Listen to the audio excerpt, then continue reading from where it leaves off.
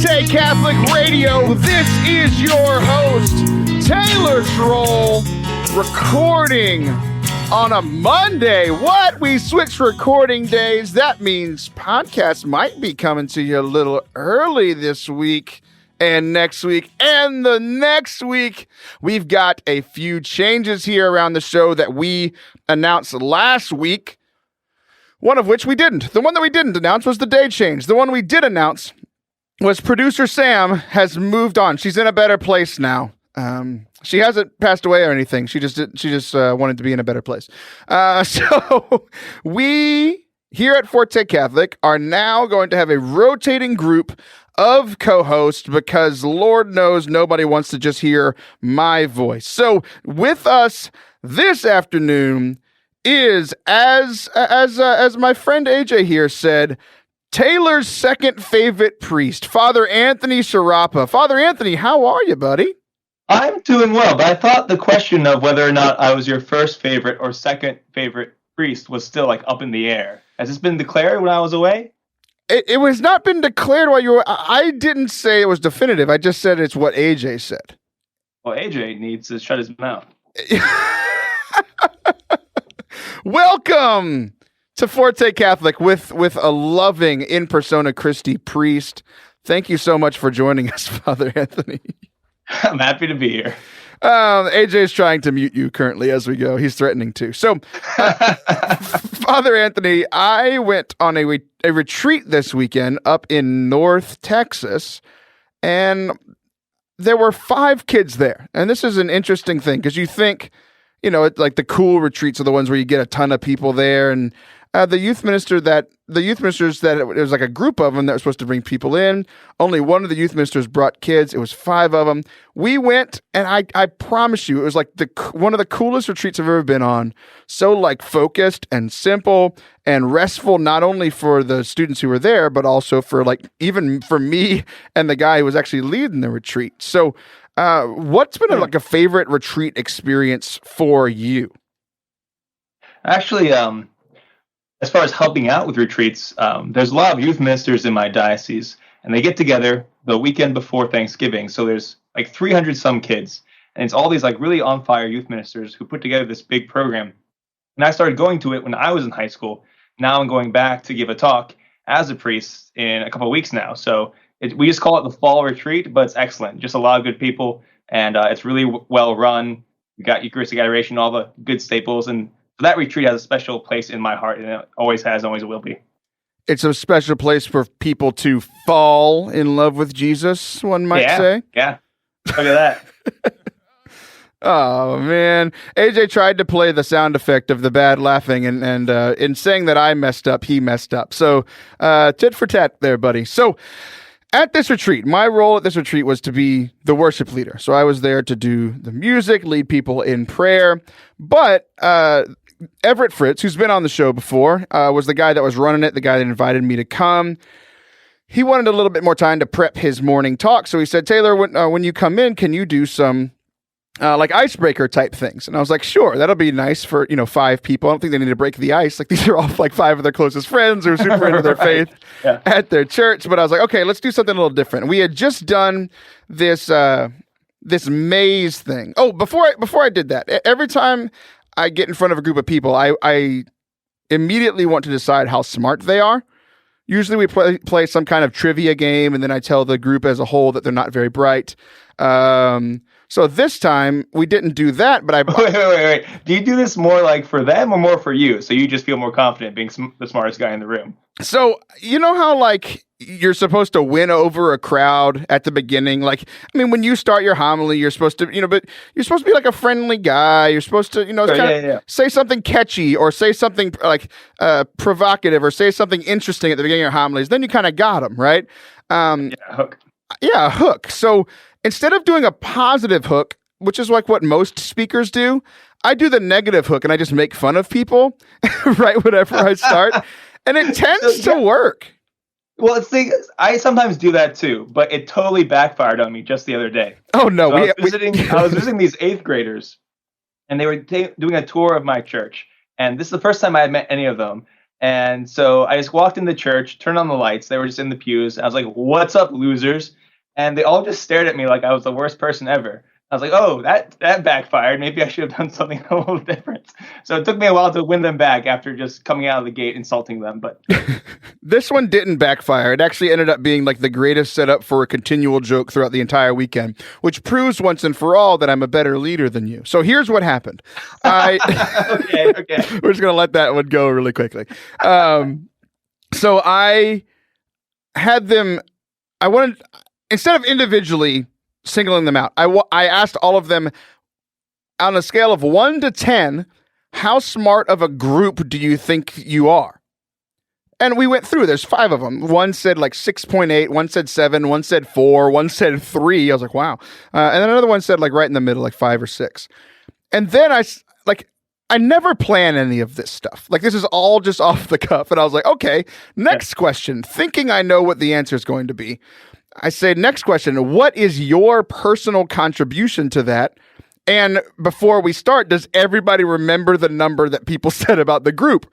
Thinking that all of them were calling their friends dumb, like that their personal contribution is a 9, but the group is a 7, saying that essentially at least somebody's a 4, something like that. So every single one of them said a lower number. I was baffled by that. Every single one of them said like their personal number was lower than the group. So they all thought higher of the others than themselves. And I was like, wow, this would not be my answer at all. I think I contribute to the smartness of every group of people I've ever been in. So I was like really kind of impressed by this group of young people. Totally off-put by how humble and kind they were. Yeah, I didn't know what to do next. So I literally just wanted to move into the game. Like, I was just laughing. I was like, that's actually hilarious because I'm super prideful and I would have never have said that. But apparently y'all are really humble. But then we got the real answer. They were right. They were not very smart as a group. They proved that. Man. They proved that. So here's what I did. Essentially, all I wanted to do, like just kind of a look behind the curtain, is I got to that retreat and we had a lot of setup to do, and I had to set up a projector screen that took forever because we had to do like a makeshift one out of tacks and a wall and a bed sheet because there was no projector screen. So that took a lot longer than I expected. We had to set up some other stuff, reset up the room a few times. So I didn't have time to set up this game, which is essentially a maze. You send these students through a maze of 5. It's a 5x5 5x5 sheets of paper. I had not set it up, so all I told them was, "All right, guys, here's 25, or here's a set of paper." I gave them very simple instructions. I gave them like a ream of paper, and I said, "Go over there and set up a 5x5 square or rectangle." Like essentially getting to the point that it's all a square, right? And I asked them to go set it up. What do you think happened next? I would hope that they were able to put the sheets of paper into a square. Okay, when I say a 5x5, like 5x5 layout of paper, and if I handed you a ream of paper, what would you do with, like, what would it look like in your mind? I would like roll out the ream of paper and rip it and then roll equal length and then just kind of put them next to each other and make a square. Am I totally off here? Okay. I think you need to understand what a ream of paper is. This is not. Is it like a roll? Is a ream not a roll? No, like sheets of paper. Have you ever watched The Office? Stack of paper. Are you talking about like a stack of paper? Yes. That is a ream. No, it's a stack. You're a stack. So you had pieces of papers like on top of each other? Like, have you ever seen a printer? Yes, printer paper. Yeah. And that's what you're telling me, that's a ream? Yes. Maybe I'm not smarter than these kids because I'm already confused. Like, I literally just looked it up because I have been known to make mistakes with words on this show. This time I am not wrong. I just looked up ream of paper and all I see is a stack of computer paper. That is what a ream of paper is. So, all right. Okay. Well, agree to disagree, but we can move on. No, you're wrong. And this isn't even the point of that, because I didn't even say ream of paper to them. I just handed them a stack of paper, which is also known as a ream, buddy. Okay. So I give them this paper. And so there are individual sheets. How would you set up a 5x5 setup of paper with individual sheets? We just have them like 5 across and then 5 up and down, and then like a box. Absolutely. Like, that's exactly right. Okay, good. You're not smarter than me, but you're smarter than these high school students. I'm very proud of you. I'll take it. So I handed them the paper. And I said, make 5x5. Literally, I remind you, this was just because I didn't have time to set it up.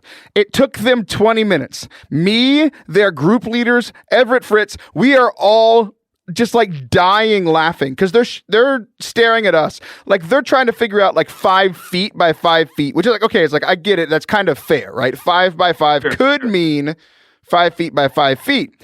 Like they were taking this kid who was 5'4". And they were measuring out the pieces of paper. They were cutting off individual pieces of paper to cut off like the 4 inches that he is over 5 feet. And then they ended up like, we were just laughing. So they stopped and they just like argued about it for a while. And then they ended up making like a 5 foot by 5 foot square, but it was hollow. So like it was literally just the square, and we're dying. We stared at them for 20 minutes. Like they gave up at some point. And finally, I just go over and set it up, and they go, "Oh, that's what you meant." Like it was okay. Like I get it, but also like using the 5'4" kid as like a measuring like stick is low key brilliant in my opinion. That's some excellent problem solving right there. Like I said, you're closer to the group of this kids than you are to me. We've proven that already. So I would be so proud of them. Like, you guys are great problem solvers. God loves you. And that's kind of the point. Like I get this from when I worked as a counselor at a camp. Like every time have you ever done a low ropes course, Padre? I have not. Okay. You need to. I feel like you'd enjoy it. Have you done high ropes? I've done no ropes. No ropes. You need to find some. You need to go find a ropes course. Do it with like some of the kids in your youth group or something. Like it's a blast. So essentially, it's the same kind of idea. Like you don't give all of the instructions on purpose. You give very clear and simple instructions, but you don't answer all the questions. Like even if they come up with questions after. And essentially, what these kids did, and what a lot of kids do when they do low ropes courses, is they make it more complicated than it needs to be. Like essentially they got together as a group and they made it very, very complicated. They started measuring, they started like using all these things, and it was just like hilarious. And then because it was complicated, they ended up like coming to a standstill and essentially giving up.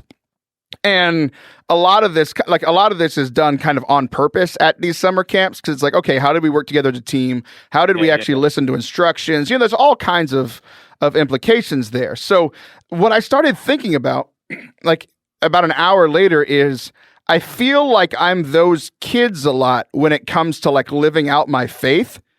I feel like the life of Christ can be complicated, but can also be very simple.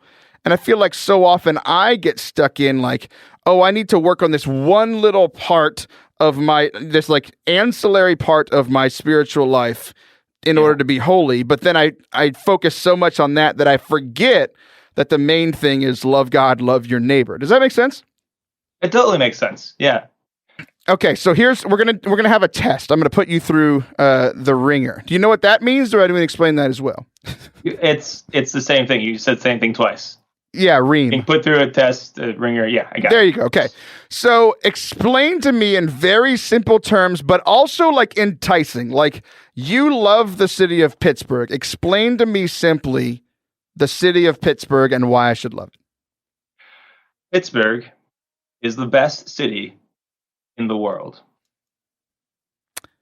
Okay, that was very simple, but not enticing. I don't believe you. I'll try again. Pittsburgh is a big city with a small town feel to it. There you go. That I'm from a small town, but I always wanted to be in a bigger town. Like, that wins me over. Hockey. Do the same thing with hockey. Hockey is where a bunch of Canadians get very angry at a puck and hit it with sticks.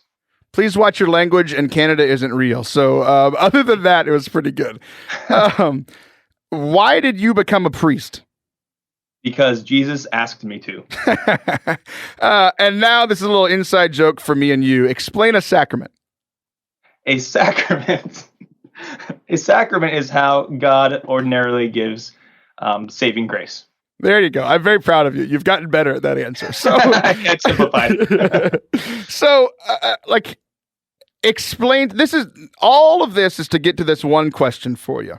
Explain to me the Catholic faith and why I should give my life to Christ and His church. To do that in a simple way. Okay.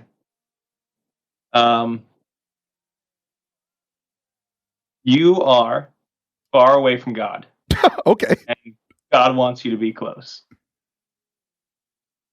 I think that's like a really, really simple way to explain like why we do this. Because we are far away from God because of our sin. God loves us and wants to bring us close.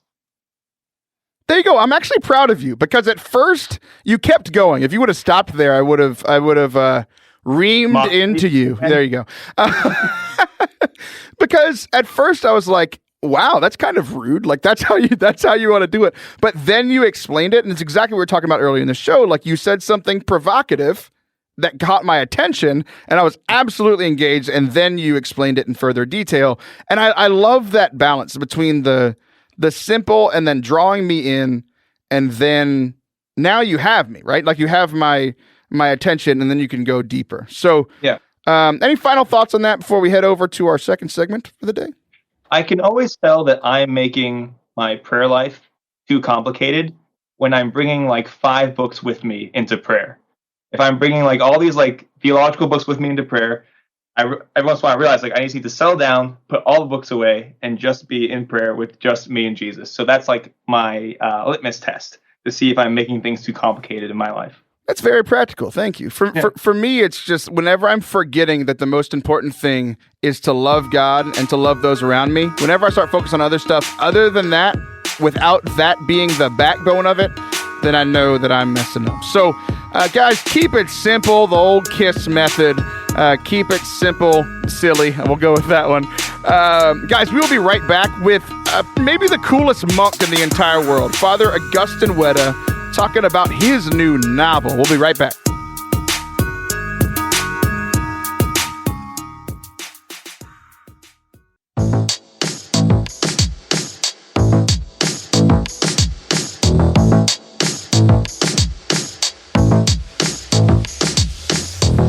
Welcome back to Forte Catholic. I am your host, Taylor Schroll, joined today by co-host Father Anthony Sciarappa. And we have got a whole different priest, a monk, in fact, rejoining the show. He came on a while back to talk about his book, Humility Rules. He is everybody's favorite monk, Father Augustine Wetta, who is coming to us from his high school classroom with high school students in it. How are you doing this afternoon, Father Augustine? I'm doing really well. My students were dancing to your theme music just now. I had to suspend 3 of them. They don't know who they are yet. Everybody say hello, Mr. Schroll. They're 7th graders. A little, we've gone behind the curtains a few times the last few weeks. A little behind the curtains. Right before we came on the air, you were talking to your students. You were preparing them for a test. You were saying a lot of words that none of us understood. I hope that they understood it better than we did. They're right over my head. Didn't get stuck in my hair because I don't have any. And then you were like threatening demerits if they talked during the show. And then the first thing you did was ask them to talk during the show. It must be very confusing for them. Yeah, I delight in confusing my students.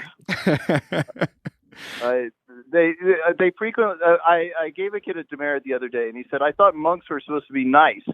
And I explained to him that Attila the Hun ravaged Europe and didn't attack a single monastery, and it wasn't because the monks were nice.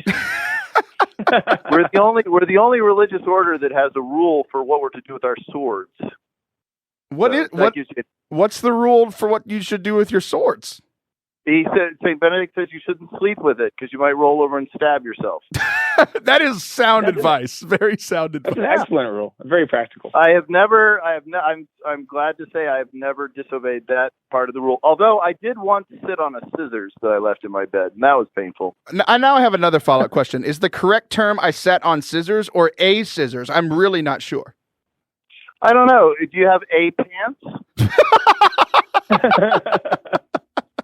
Yeah. One pantaloon. Here's another story I can tell you. We have a summer camp called Monk Camp, and every kid gets a different errands to run. And I put one kid in charge of washing the clothes. He comes up from the basement at the end of camp. He was in charge of washing everybody's clothes. And he says, "Father, I know you're not supposed to wash lights and darks together, right?" And I was like, "Oh, no." He's like, "No, I didn't do that. But is it okay to wash shirts and pants together?" I was like, "Wilmson, are you afraid all your shirts are going to come out shaped like pants if you try them?" Well, anyway, later I saw him pushing they wanted the keys to the riding lawnmower, which I wouldn't give them. And I looked out the window, and there are 3 kids pushing a riding lawnmower, chasing a 4th kid. It was like the whole world slowed down for like 30 seconds while I screamed, "No!"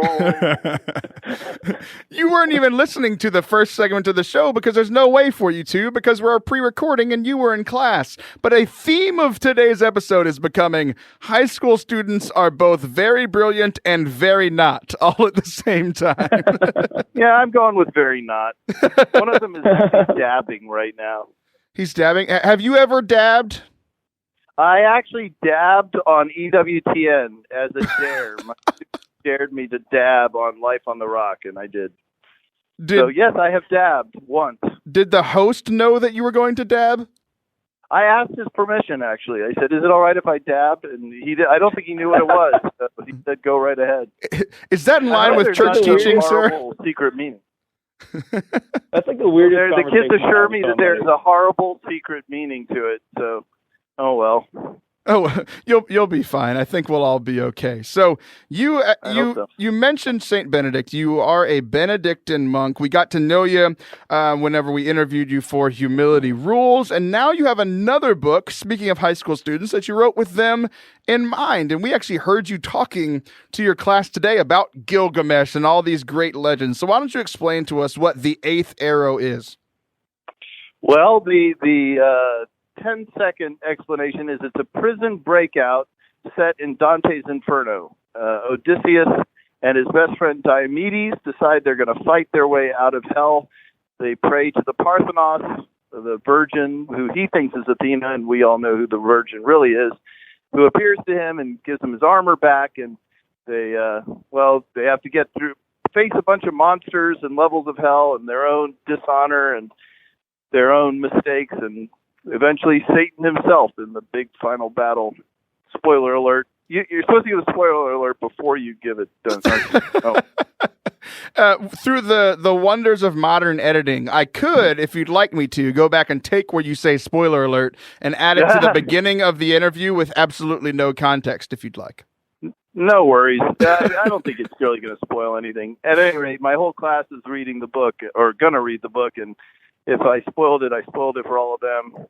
One of them once told me the end of an Agatha Christie novel as I was reading it, so I'll just call it even. Payback. Yeah, there you go. Nothing like a monk getting payback, right? We all love a good monk payback story. So it's this prison break. And to be honest, when I was in high school, I didn't do any of my assigned reading. So I didn't read the Iliad. I didn't read the Odyssey. I didn't read Dante's Inferno. So you have taken all these great characters, and I'm guessing that there's no copyright infringement since they've been dead for quite some time. Did you worry about that at all as you were writing this new novel?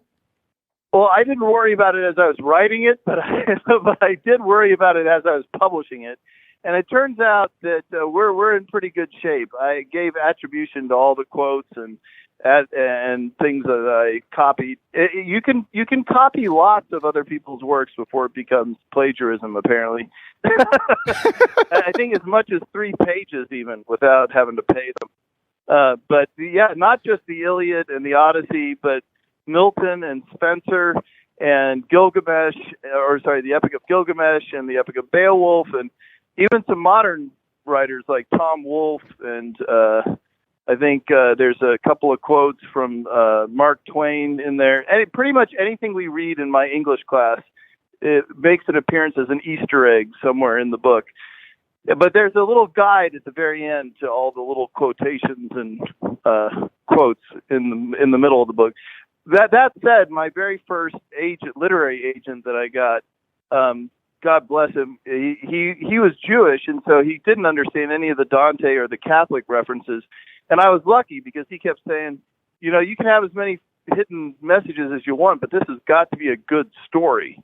And he kept insisting that I come back to the story, because as a teacher, I love hiding secret meanings and things I can test kids over. But if it's not a good story, there's no reason to read it. Yeah, it's got to be enticing. We were talking about that in the first segment, that yes, there's truths that the church has, but we have to put them in interesting ways, and I think you do that. You did that in your first book for sure, and you're doing that here again. I know that you've worked on this for quite some time. I was pretty impressed when I heard it. Why don't you tell our listeners when you started writing this book? Well, I'm actually a big fan of an atheist children's author named Philip Pullman. I don't necessarily recommend his books for everyone because you have to be kind of sophisticated theologically to sort out the truth from the fiction. But he's a great writer. He re-envisioned Milton's Paradise Lost, the angels that lost. And decide they're going to regroup and start the battle up again. And it's just a great idea, and it has armored bears and balloonists and all kinds of things in this alternative universe. Anyway, I hiked out. I found out he lived near Oxford, and I was there studying theology. So I hiked out to his house, which turned out to be a lot farther away than I thought. And I arrived all sweaty and a mess. Knocked on his door, and he answered the door and he said, "Who are you?" And I said, "Well, I'm a monk and I love your book, and I was just hoping you'd sign it for me." And he said, "How did you get here?" And I said, "I walked." And he said, "From where?" And I told him. He said, "Come in." And he made me first a glass of water and then a dandelion cordial, and then we had tea, and I stayed all afternoon, and we talked about Dante and Virgil and Homer and Milton and Spencer and William Blake. William Blake's in the book too. And finally I said, you should write a book set in Dante's Inferno. That would be really cool. And he said, "No, you should write a book set in Dante's Inferno." And I said, "I will." And we've been in touch ever since, and I ended up dedicating the book to him. So he's been really kind to me. So atheist or not, I think he's a good man at heart. So even though he's an atheist, he definitely gets the Catholic principle of if you have a good idea, you have to do it. Like no one else is going to do it. Hey, this should be better about the Mass, or this should be better about youth ministry. It's like, ain't nobody going to do it except for you. So he's got that going for him. That's right. Yeah, and so that was 14 years ago, and I've been rewriting it ever since. So I'm pretty glad to see it in print at long last. Yeah, congratulations. Thanks. Yeah, about 10 years ago, my agent dumped me, and I turned. Wait, it was somebody. I can't remember what happened. I went through 3 different agents, but at one point, I went to Philip Pullman, and I was like, I think I'll just self-publish this. I just want it out of here. And he looked at me and he said, "The last thing the world needs is another mediocre fantasy. Like you keep rewriting this until it's right." And that was a great piece of advice too. The world does not need more mediocre literature. I hope I haven't contributed to the fact. The reason I wrote it was because I just got so tired of this watered down Tolkien that people are serving up. This Olgar is a dwarf of the 7 hills of Snowgrass, with the crystal sword of the mountain of doom and the elves of the dark wood and the princess of the ogres. The princess of the ogres. I think that's in Shrek. Yeah, I don't know. I'm sort of winging it here. Shrek isn't that bad, though. I kind of like Shrek. This is why I love interviews with you. Like, I did not plan on Shrek coming up whatsoever, and somehow it fit perfectly. Oh, good. Yeah, it surprised me. So I'm Father Augustine. this sounds all fascinating, but there's this question in the back of my mind that keeps bothering me. So you wrote this book, right? I hope so. Yes. And you're going to make your students read the book. Yes. Yeah. And you're going to make the students read the book. No, the students, they're going to read it, right? Yes. Are you wondering about the ethical implications of forcing my students to buy something that I'm selling? I'm not saying it sounds like an elaborate scheme, but it sounds a little bit like an elaborate scheme. Well, yeah, it is. I don't know who Ponzi is, but he would be proud. Yeah. And I'm hoping to then collect the books and resell them to the next group that comes through. Oh, it's brilliant. I'm joking. No, I'm not. But well, the laborer deserves his wages, right? I mean, I did write it for them, and I actually I prefer to sow scandal, but since you asked me straight up, I also lend the book to the kids who don't want to buy it, but they got to give it back. Oh, that's nice. Do you tell them that before you offer the buying? Sorry. Oh, you know what? I never know where any of this money comes or goes because I don't draw a paycheck. I haven't paid taxes since '94. The other day I was telling somebody I should get on a plane. What's that? $70, $80? And they're like, "Are you kidding?" So I have no concept of money. I mean, last time I bought a car was in 2000. I just want to make sure that people understand. I got your joke, but do you want to explain it for the people? Like, you're not being like a certain famous person who also is avoiding paying his taxes. Oh no, I own nothing. The monks of St. Louis, if I want a toothbrush, I have to ask permission and get the monastery credit card. Well, actually, I don't even do that. There's a monk who goes and buys everything for us. So there you go. I just wanted to protect you from that, so people weren't calling like, "We heard it on Catholic radio. There's a priest not paying taxes." Like, yes, it's because he's a monk and he doesn't have anything to pay for or with. So yeah, it's true. I have nothing of my own. In fact, anything that we have that's given to us to use, we have to write ad usum and then our name for the use of. So nothing I have is my own. And I'm glad to have it that way. I thought you said Odd Susan. I'm like, who is Odd Susan? Is that like the maid? I was very confused about who she was. She's a very strange Susan. No, it's ADUSUM, Ad Usum, for the use of. Gotcha. In Latin. Gotcha. All right, Father Anthony, you got your question about actual sellings of the book. We talked beforehand about that you might have been a similar student to me in not reading of these things. And do you have any questions for Father Augustine that I haven't thought of? Because, like, as I interview, I talk about the things I'm interested in. What are you interested about the book? I have no questions about the book. I'm excited to buy it. Wow. So I'm going to buy it for my dad who likes reading these kind of things. So Father Augustine, you did the perfect sales pitch. I had my one investigative journalism question, and that was to make sure this was or was not a scheme, and I'm satisfied. So. Well, it is kind of a scam. I mean, it's all. I keep waiting, in one sense, from the other shoe to drop with humility rules, because I don't really have any original ideas of my own. It's all sort of a mishmash of other people's stuff. The humility rules was just stuff that the old wise monks told me, and the eighth arrow is just a mishmash of other people's fantasy. But I think Tolkien would be proud of me for that. He didn't believe in fantasy literature. He called it mythopoeia, the weaving together of other people's myths. And if you read the Lord of the Rings, you'll see plenty of other references. I mean, Golgarath is the mountain that he has to climb, and Golgotha is the mountain that Jesus climbs, and all the names are from Greek and Norse mythology. So I feel okay plagiarizing the ancients. Yeah, Shakespeare didn't write anything really original. All of his stories are other people's stories. Isn't that what we as Catholic priests do anyway? We never preach anything really original. We're just taking all the good stuff and repackaging it for people. I would hope so. Yeah, my advice to our younger monks is to never give an original sermon, at least not for the first 10 years. Just plagiarize John Chrysostom, John Cardinal Newman. There are plenty of great sermons out there that nobody ever hears, that you might as well just translate into modern English and claim as your own. This is why I like putting two priests together on the show, because this is stuff we would never hear about, and we're all just like, yeah, I haven't written a homily in 10 years. I haven't paid taxes in 14, you know? Well, do you want the homily to be good, or do you want the homily to be original? That's your choice.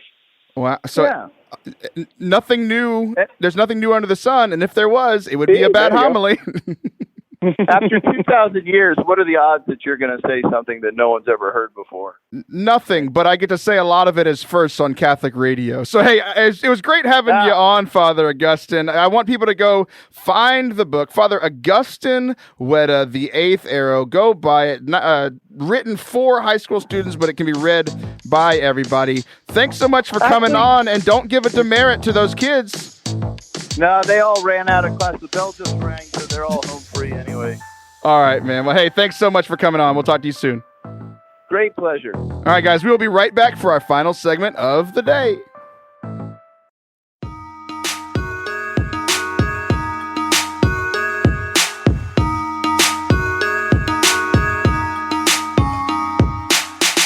Welcome back to Forte Catholic. This is your host, Taylor Schroll. I'm joined by co-host today, Father Anthony Sciarappa. We just talked to our monk friend, Father Augustine Wetta, about his book.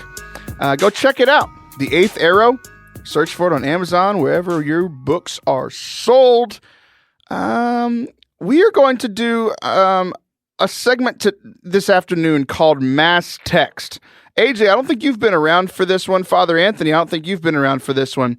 So essentially what this is, we're going to talk about one of the daily readings, and it actually happens to be this past Sunday. So AJ, why don't you go hit that thing that says Mass Text right there and get us started.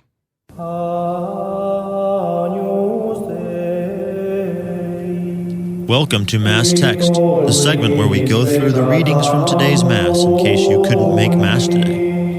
Or you were in Mass but found yourself daydreaming, telling your children to quiet down, or snoring quite loudly with people looking at you with their judging eyes. Through the Scriptures, God sent the first Mass text to all of His people so that He could share His love and wisdom with us. Sit back and relax as we dive into God's message to us today. All right, so this is our Mass Text segment. What we do is we go through the text from a recent Mass, either a daily Mass reading that you may or may not hear, or this last Sunday's reading, next Sunday's reading. This one, we're focusing on this past Sunday's reading. So like I do with most of these, I like to test the audience. And I'm the audience right now, none of them can hear me. So Father Anthony, I'm going to test you. What was this past Sunday's gospel reading? The past Sunday's gospel reading was from Mark, and it was Jesus. It's like two parts of it. First part, Jesus is pointing out how the scribes and Pharisees are big old hypocrites. And then the second part is the little story with people putting money into the treasury. But then the widow puts in the 2 small coins, and Jesus is like, oh man, she did such a good job because she paid from her poverty, not from her excess wealth. Yeah, absolutely. And what's funny is, I don't know if you did this on purpose or if I misheard you or if it was subconsciously perfect. You said the scribes and heresies. And I think I said Pharisees, but AJ just confirmed it. He's shaking his head with me. I think subconsciously you know that the Pharisees were hypocrites and therefore speaking heresy, so you called them the heresies. So we'll go with a good mistake on that one then. I think it was brilliant. I actually do. Your mistakes are very, very smart. So only I could be smart on purpose, right? Exactly. You got what I was going for. I wasn't going to say it, but I knew you knew it deep in your heart. So,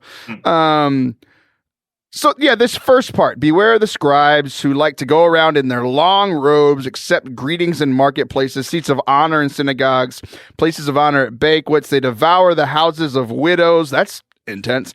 And as a pretext, recite lengthy prayers.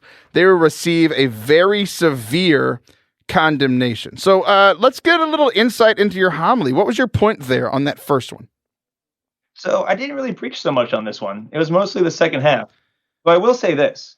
When you're hearing about the condemnations for people who get honors, who wear long robes, who have tassels, And I'm reading this gospel with my very long, fancy robe. I've got the tassels, my belt, my cincture. Just today, someone paid for my meal when I went out to eat to lunch. Like, you become very aware of, like, Jesus giving me the warning. Like, you better know what you're doing. You better not be a jerk, because you will receive a very severe condemnation if you do. Yeah. Where do you sit at all the banquets you're invited to for the church? Oh, I always sit at the head. Yeah, places of honor. Yeah, exactly. So I am very important. Let's be honest with it. Yeah, and it's interesting because every time I hear this, like I get the obvious point of it, right? Like, to be humble and to not ask for these things. Like, I think of a parable in a different place in the Gospels where Jesus says, "Don't sit at the head of the table, because if you don't belong there, they'll kick you to the bottom." But if you're humble and you sit at the bottom and you get brought up to that seat of honor, then there's no wrong in that. So there's there's the scale on both sides for those things. But I've always kind of thought about this. It's like, I think deep down, like, I really want the seats of honor. Like, I really like those. So this is always a reminder for me to be humble. And the reason I wanted to bring this up, I wanted to kind of have you share some of the parts from your homily. We'll get into the second part in a minute. But the homily... So I went to Mass twice this weekend because I'm super holy. Whoa, look at you. Well, I beat you, though. I went to Mass 3 times. Boom. Wow, you are just so holy. I was only forced to go to the second one, though. You were forced to go to all 3. So there's got to be something for me choosing to go at some point. So, bonus Jesus points for you. Yeah, exactly. I'm ahead 18 to 14 at this moment in the arbitrary points. Welcome to Forte Catholic, where everything's made up and the points don't matter. So, the priest who gave the homily at this retreat that I was on was like, he was a very interesting man. I liked him a lot. He was an older priest. You could tell he was just kind of like super, like, go with the flow. Like, as he was doing his, there's 5 students and 3 leaders and this priest. So it's like, Masses are usually more chill at retreats, right? So he's given his homily, and he just kind of seemed like everybody's nice grandpa. And, he would just, like, make one point and be like, oh, what else was I going to say? And he'd go get his notes off of we had, like, essentially a table that we put a cloth on to make the altar. And he picked up his notes, like, oh, yes, it was this, right? And he started telling stories. So we talked earlier about, like, saying something provocative or your hook or something to get people enticed at the beginning of your homilies. What is your opinion on homilies that include, like, parables, like stories? Are they hokey? Are they helpful? What do you think? I tend not to do them because they bother me. So I think for the most part, they tend to be a little hokey. But here's the big issue is this. I would say to any priest, never tell a story like it happened to you if it didn't happen to you. And keep the story short. Those are my 2 things. That's fair. You can say, like, oh, I heard this story, and then tell it. But don't tell it like it happened to you if it didn't, because that's lying. You shouldn't be lying when you're preaching the gospel. So those are my pet peeves. That's fair. Okay, so I'll tell you the story. There was one of these stories that I thought was, one of them was silly, and then one of them was more serious. And he used them kind of spread out through his homily. And usually I'm kind of on your team, where it's like, I think they're kind of silly or kind of hokey, but every now and then it's nice to... it'll connect to his message, or it'll just kind of like lighten up the mood or whatever. But anyway. Yeah, they can be good. They can be good, sure. So this one I really liked. I think because I saw because of the pride that I struggle with, and how, like, I'm listening to this gospel and Jesus is like, you shouldn't like the place of honor. And I was like, well, you're right, but I do. So the priest shared this story about a man in an airport. I've shared many a terrifying airport story that is actually me. This one was not me. I just wanted to clarify that so you didn't despise me. So, man goes into the airport, and the flight had been delayed. There's a long line, and this man in this powerful business suit, like, everybody's in line to go talk to the stewardess or whatever they call the lady at the desk, right? The airline attendant. We'll go with that. He goes to talk with her. He cuts in line. Nobody says anything. And he says, I need to be on this next flight. Like, I have somewhere I need to be, and it needs to be first class. And the flight attendant's like, well, I'm sorry, sir. Like, the plane is full. We're delayed. It's not going to happen. And he said something that I think, some people might say. He's like, do you even know who I am? So she gets on the little, like, microphone that they have at the terminal. And she said, excuse me, ladies and gentlemen, there is a man here, at the desk. He doesn't know who he is. He's forgotten his name, and I just want to see if anybody can help him. And I thought that was like the greatest comeback. I was so proud of that stewardess or whatever. Whatever. I was so proud of her. Like, that's a brilliant response to somebody being super prideful, you know. Mm-hmm. So the humble smackdown. Yeah, exactly. It spoke to me because like I don't think I'm as bad as this guy was, but I feel like I needed to hear that story. It's like someone's like, Taylor, you're not as important as you think you are. And you're actually making yourself look really stupid when you do that. So that was the lesson that I took out of that first half. Yeah, I agree. So really, the lesson for myself is like, never ever believe your own hype. As soon as you start believing your own hype, you're going to look like a fool in front of everybody. So just relax. Chillax. Okay, so the second half, you mentioned earlier, he sat down opposite the treasury, observed, or Jesus sat down opposite the treasury and observed how the crowd put money into the treasury. Many rich people put in large sums. A poor widow also came and put in her 2 small coins worth a few cents. Calling his disciples to himself, he said to them, Amen, I say to you, this poor widow put in more than any of the other contributors to the treasury, for they have contributed from their surplus wealth, but she, from her poverty, has contributed all she had, her whole livelihood. You said this is where your homily made its home, and we've talked for a while that we want to hear your homilies digitally. So here you go. This is your chance. Share, speak, inspire us. So challenge us. Whenever you talk about your homily, it never sounds as good as the actual homily. That sounds like a cop-out. It is. It's a caveat, cop-out, all those things. But my point of the homily was, it is from our utter nothingness, from our emptiness, that God works miracles in our lives. There are so many things that we hold on to. And if we're holding on to all these things, whether it's our pride, whether it's control, whether it's our wealth, whatever it is, Jesus Christ will always be off to the side. But when we realize that all these things are actually nothing, when we give them to God, when we allow ourselves to be as empty as we actually are, it's from that place that God works miracles, that God reveals himself, and that God sustains us. That was, in general, what my homily was about. I'm very proud of you. Thank you. I was pretty proud too. You're welcome. So, I've always, as a missionary, this story means a lot to me because there are a lot of people, myself, AJ, we receive our sustenance. All of the money that we receive is from people donating to us monthly or donating to us on a one-time or yearly basis.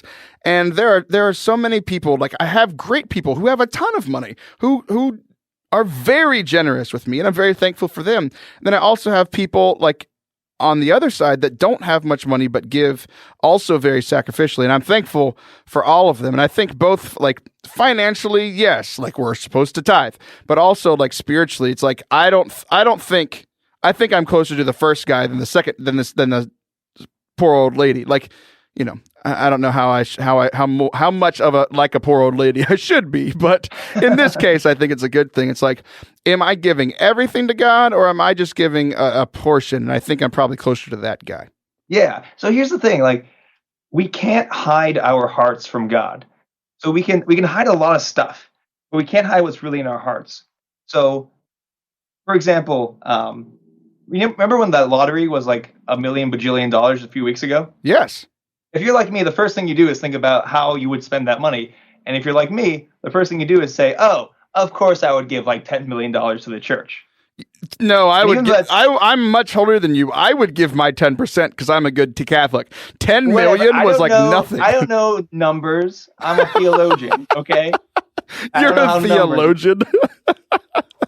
Good joke. But you can see how easy that is to do, how easy it is to imagine ourselves being generous. But if we search our hearts and ask God to help us search our hearts, what's the one thing that's going to be painful to give up? And that thing, whatever it is, that's what we are too attached to. That's the thing that's keeping us from opening our hands to God. So if that's a money amount, if that's control, whatever else it is, I think it's that God is looking for. Are you willing to give up everything, the thing that you hold most dear, so that you may receive God? Good homily. I'll give you a solid high five for that one. The last thing that came up this weekend We have about 4 minutes left, and I wanted to run this by you, and I think there's some interesting points, and also it might ruffle some feathers. But it's this idea that I heard from a sociologist, not Catholic. So what I'm just going to ask for your initial kind of response to it, just here in this very simple sentence. Ideas survive not because they are true, but because they are interesting. What you think? Okay, I'm going to give you the really annoying answer. And the answer is yes and no. Yeah, I agree.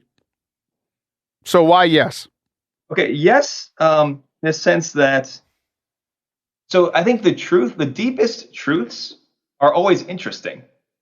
So yeah, there's some like truths that aren't terribly interesting, like I'm talking to you via a microphone on the internet. That's not terribly interesting. But I think like the deepest truths of our faith, the more you dive into them, the more captivating they are. So like truth is also beautiful. It's also good. It's interesting. So in that understanding of it, I think it's true. But if you're going to say like, because lies, like really elaborate lies, those go by the wayside all the time. Like those like rise and fall in history. Heresies come and go. They rise and they fall. So they're interesting, but they never have a lot of lasting power. I think the truth of our faith is something that has always been sustained and has always captivated hearts. So that's my opinion on all that. What did you think of it? Yeah, it was interesting because I don't believe that it's true as a statement by itself, because I think that would get into relativism. You know, like ideas survive because they're interesting, not because they're true. I think that truth is truth, and like the truths of God, the truths of the church are always true, even if they're boring. Which I think a lot of times, like the truths of the faith, are shared in a boring way. But right. So I think shared, yeah, I think on a subjective level, not objective. Objective, I think it's wrong. Subjectively, I think that many people walk away from things that are true, walk away from the truths of the church because they're not shared in an interesting manner. They're not within the Mass, within homilies, within CCE, within youth ministry, within their RCIA classes, that sort of thing. So I think they walk away from things that are true because they aren't interesting. That was the big thing that kind of stuck out to me from that. Yeah, and that's a real shame, too, the more and more you think of it, because people who walk away when the truth is spoken poorly, now there's like this damper or this like fog or this stain on the truth, because when they hear it again, they're immediately going to remember, oh, well, this didn't mean anything for me before. I'm not going to really listen now. So it's like really painful. It's a shame that when we speak the truth without charity or without enthusiasm or especially without love, you do a lot of damage to the truth. Absolutely. Well, hey, that wraps up our conversation. I think we had a great conversation here in your first appearance as co-host of the show. Thanks for coming on. I think it was thoroughly okay, but I was happy to do it. You are thoroughly okay as a priest. That's not me saying that. That is what you say in your Twitter bio. I will be back next week. You'll be back next month. Next week, I will be with co-host Allison Sullivan and interviewing the one and only Chris Stefanik. I'm real excited, guys. We'll be back next week. See ya! Hey friends, it's Taylor. It's almost Thanksgiving, and I am thankful for you listening, for sticking with me through this entire journey of Forte Catholic. Hey, one thing that you can do if you are thankful for the show that you just listened to, and if you're still listening at this point, you've gotten this far, so why not head over to iTunes, wherever you listen to your podcast. Give the show a review. It'll take 30 seconds, and I will be truly thankful. It helps other people to find the show. You're awesome. Keep listening. Share with your friends. Let them know that you love making Catholicism fun again with us here at Forte Catholic. Thanks a lot. Y'all have a blessed week. Peace.